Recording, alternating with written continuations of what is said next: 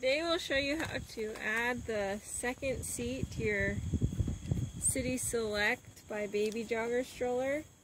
So you'll need these two adapters for your stroller, and what you'll do is you'll just click them in right here. This one has an L on it, so it'll be on the left side. This one has an R, so you'll just see this silver button and it will click in. So that's how you know.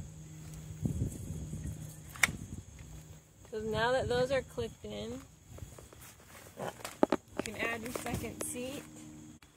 So you'll want to align the two to the adapter on the side of the seat, and you'll hear it click in.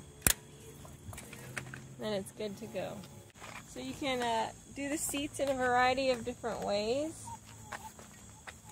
There's a lot of different variations. Just want to make sure that they click in. Thanks for watching. Please subscribe to Big Al Repairs.